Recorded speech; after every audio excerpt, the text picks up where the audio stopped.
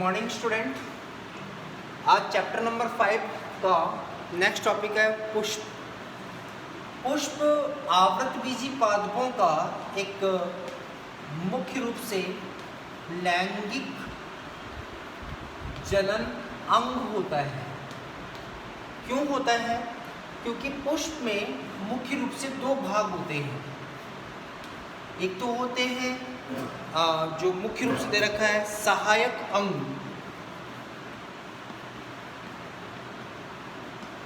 और एक में दे रखा है क्या होते हैं जनन अंग। तो सहायक अंग जो होते हैं ये दो भागों में बटे होते हैं। एक तो सबसे बाहरी चक्र होता है और इनको हम बोलते हैं, अब सैपल को हिंदी में क्या बोलते हैं? सैपल अंग्रेजी में बोलते हैं और हिंदी में बोलते हैं बाह्यदल। और बाह्यदल के समूह को, क्योंकि अकेले तो होते नहीं है, ये होते हैं समूह में, इसको कहते हैं हम क्या? बाह्यदल पुंज। और बाह्यदल पुंज को अंग्रेजी में बोलते हैं कैलिक्स। कैलिक्स कहते हैं।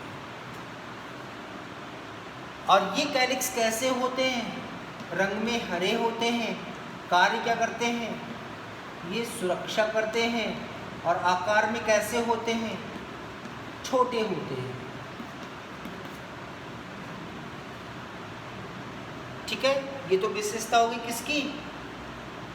बाह्य चक्र की। बाह्य चक्र में मतलब बाह्यदल। अब आ जाइए हम बात करते हैं उसके अंदर वाले दल की।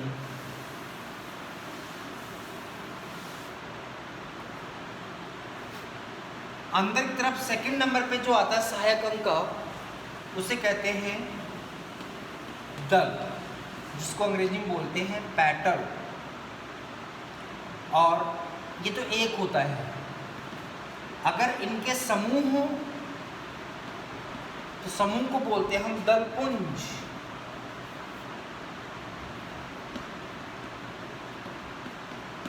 क्या कहते हैं हम? दलपुंज कहते हैं। और दलपुंज को बोलते हैं कोरोला। कोरोला। और क्या होते हैं? एक तो ये रंगीन भाग होता है पुष्प का। जो पुष्प का रंगीन भाग दिखाई देता है वो हमेशा दल होता है। और क्या करते हैं? ये पुष्प को आकर्षक बनाते हैं। और आकार में कैसे होते हैं? ये बड़े होते हैं। ठीक है ना? अभी चित्र बनाएंगे, चित्र में आपको समझ में आ जाएगा। ठीक है, तो ये तो हो गया कौन सा? दल की बात हो गई। ठीक है, अब आ जाइए हम बात करते हैं जनन की। जनन अंगों की बात करते हैं। तो देखिए पुष्प में जनन अंग जो होते हैं वो दो होते हैं। एक तो होता है नर जनन अंग और एक होता है मादा जनन अंग। नर जनन अंग को कहते हैं हम पुंकेसर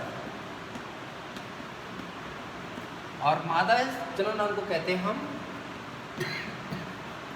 स्त्रीकेसर। पुंकेसर को अंग्रेजी में बोलते हैं स्टेमन।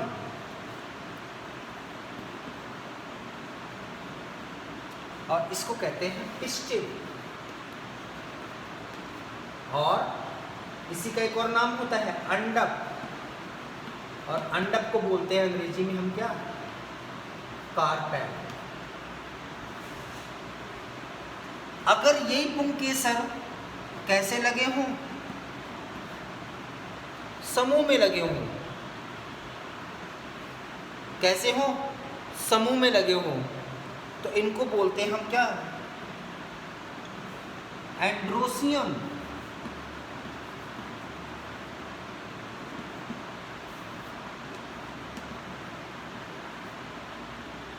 एंड्रोसियम।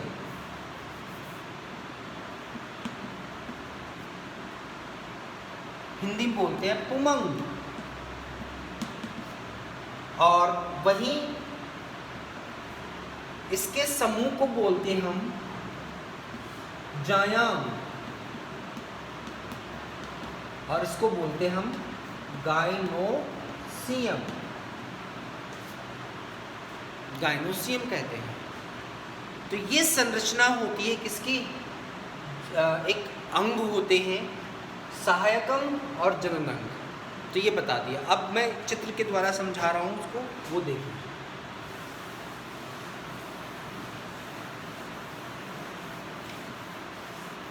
और 12th क्लास में सेकंड चैप्टर का फर्स्ट टॉपिक ही हम पुष्प की संरचना पढ़ते हैं। तो देखिए, पहले यहाँ पढ़ लीजिए, वहाँ पे पढ़ेंगे आप। तो सबसे पहले हम बात करते हैं तने का जो शीर्ष भाग होता है, ये पर्व संधि हो गई भाई, ये तो पर्व हो गया। और ये क्या होती है, पर्व संधि, ये फूल के मोटी हो जाती है। तो ये क्या था, पहले था तना, लेकिन अब बन गया किसमें, पुष्प वृंत में। और जो फूल के मोटा हो गया ये था तने का पर्व संधि, लेकिन अब किस में बदल जाएगा, ये किस में बदल गया, पुष्पासन में। और पुष्पासन का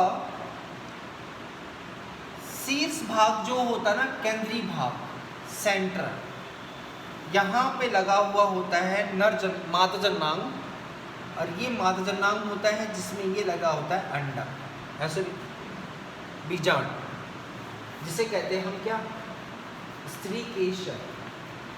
स्त्री केसर में ये हो गया स्टिग्मा, ये स्टाइल, ये अंडाशय, मतलब वर्तिकाग्र, वर्तिका और अंडाशय, इसको बोलते हैं हम वर्तिकाग्र, जिसको अंग्रेजी में बोलते हैं स्टिग्मा। इसके बोलते हैं हम वर्तिका, जिसको बोलते हैं हम स्टाइल। इसको बोलते हैं अंडाशय, जिसे बोलते हैं हम ओवेरी। और इसके अंदर लगा हुआ होता है बीजांड, जिसको बोलते हैं हम ओव्यूल। ठीक है। अब इसी के नीचे से निकलते यहां पर नरजन्नांग, ये क्या हो गया, नरजन्नांग, जिसे क्या कहते हैं हम, पुंकेसर, क्या कहते हैं हम, पुंकेसर। और ये वाले भाग कहलाते हैं क्या, पराग कोश, और ये कहलाता है पुतंतु। तो ये तो हो गए जनन अंग, क्या हो गए, जनन अंग। अब हम बात करते हैं सहायक अंगों की। तो सबसे अंदर की तरफ जो होता है, सबसे बड़ा भाग होता है जो पुष्प को ढके हुए रखता है, इसे कहते हैं हम दल। और दल की और अन्य भागों की सुरक्षा करने के लिए सबसे नीचे की तरफ ये होते हैं क्या, बाहिका। तो ये एक पुष्प की संरचना होती है, जिससे मैं आपको 12th के सेकंड चैप्टर में फर्स्ट टॉपिक आपको यही करवाऊंगा, और उसमें हम डिटेल से इसको पढ़ेंगे। अभी यहाँ पर हम इनके विभिन्न जो शब्दावली का हम प्रयोग करते हैं उनके बारे में हम अध्ययन करेंगे। तो देखिए क्या क्या हम शब्दावली का अध्ययन करते हैं। तो देखिए,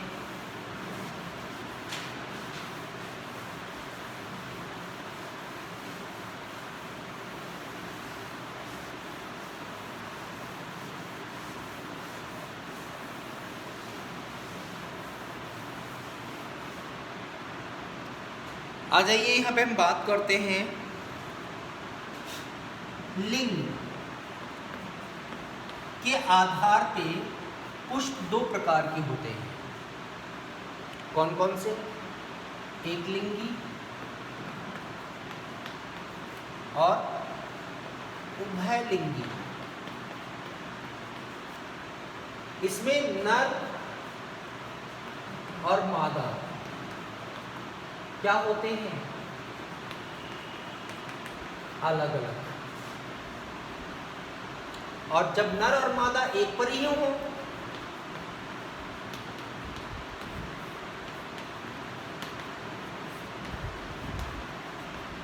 एक ही पुष्प में हो उसे कहते हैं हम क्या, उभयलिंगी। और नर को हम कहते हैं, यहाँ पे नर का सिंबल जो होता है वो ये होता है, चिन्ह क्या होता है ये, और मादा का इस चिन्ह का हम प्रयोग करते हैं।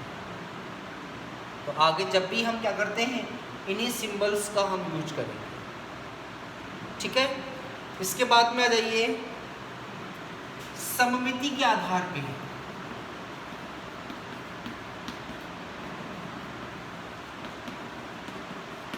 पुष्प कितने प्रकार के होते हैं, 3। पहला है त्रिज्या सममित,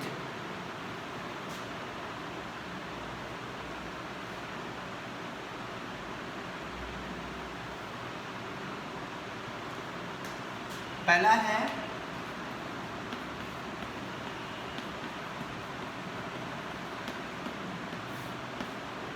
त्रिज्या सममित। इसका मतलब समझते हो, इसका मतलब ये है कि जैसे ये पुष्प है, इस तल से काटा 2 बराबर भाग बट गए, इससे काटा 2 बराबर भाग कट गए, यहाँ से काटा तो भी 2 बराबर भाग, यहाँ से काटा तो भी 2 बराबर भाग, यहाँ से मतलब किसी भी तल से काटो और वो 2 बराबर भागों में बट जाए, उसको हम क्या कहते हैं, त्रिज्या सममित कहते हैं। तो यहाँ परिभाषा क्या हो जाएगी इसकी, जब किसी पुष्प को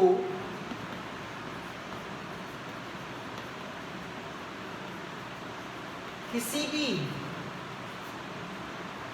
तल से काटा जाए तो वह 2 बराबर भागों में बट जाए, तो उसे क्या कहेंगे हम, त्रिज्या सममित। क्या कहेंगे हम, त्रिज्या सममित। उदाहरण सरसों, धतूरा, मिर्च।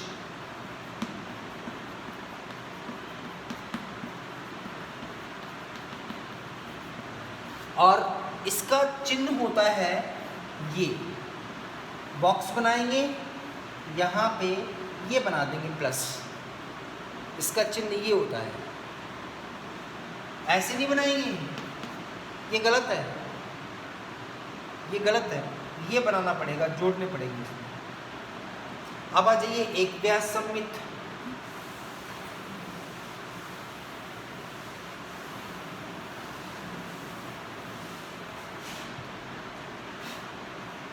नंबर 2,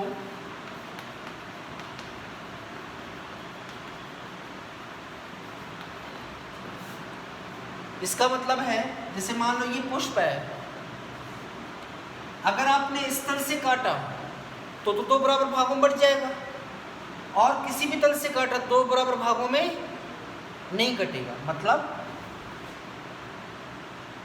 एक पुष्प को किसी विशेष तल से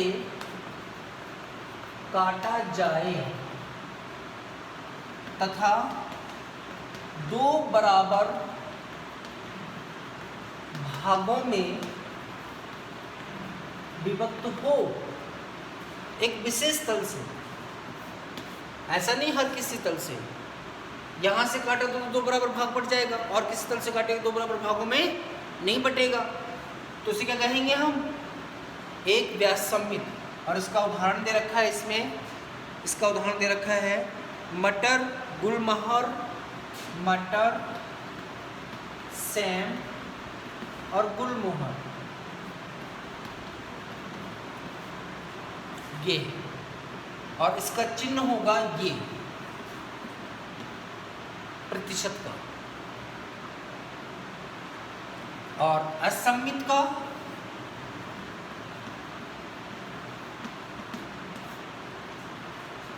किसी भी तल से काटने पर पुष्प दो बराबर भागों में नहीं बटे। किसी भी तरह से काटो, दो बराबर भागों में वक्त नहीं हो, उसे क्या कहेंगे हम? असममित। इसका कोई चिन्ह नहीं होता। ठीक है, उदाहरण है इसका उदाहरण दे रखा है कहना। इसमें पौधों के जो यूज किए ना नाम, वो अधिकांशतः विदेशी पादपों के नाम है जो यहाँ पे नहीं होते हैं। अब है अगला पॉइंट, हेडिंग है इसी में ही, पुष्प में ही।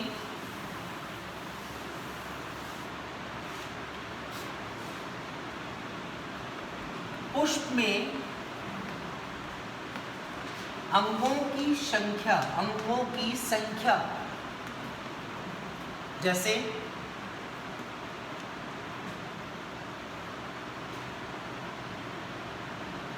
किनकी संख्या? देखो ऐसे, बाह्य दल एवं दल की क्या संख्या।